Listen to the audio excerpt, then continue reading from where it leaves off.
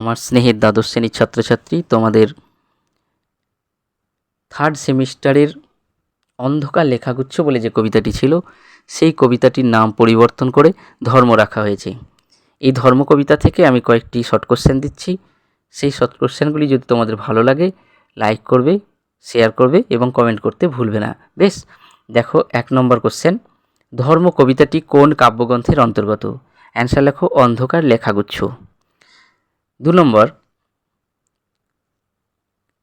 এই কবিতাটি কত সংখ্যক কবিতা? আমাদের পাঠ্যের অন্তর্ভুক্ত।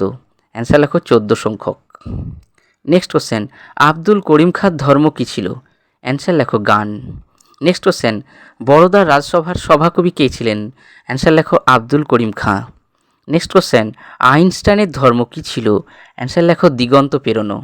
নেক্সট কোশ্চেন, দিগন্ত পেরোনো বলতে কবি কী বুঝিয়েছেন? অ্যান্সার লেখো জ্ঞান পিপাসা বাড়ানো। নেক্সট কোশ্চেন, কবিরের ধর্ম ছিল? অ্যান্সার লেখো সত্যের বয়ান।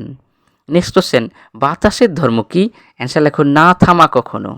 অ্যান্সার লেখো ভ্যান গগের ধর্ম ছিল? অ্যান্সার লেখো উন্মাদনার আঁকা। নেক্সট কোশ্চেন, লোরকার ধর্ম ছিল? অ্যান্সার লেখো কবিতার জিত। নেক্সট কোশ্চেন, লেনিনের ধর্ম ছিল? অ্যান্সার লেখো নতুন পতাকা। নেক্সট কোশ্চেন, আগুনের ধর্ম? অ্যান্সার লেখো ভস্যের চরিত। নেক্সট কোশ্চেন, তবে কেন অন্য পদ ভাবায়? এটি শূন্যস্থানের মধ্যে আছে, অ্যান্সার হবে তোমাকে।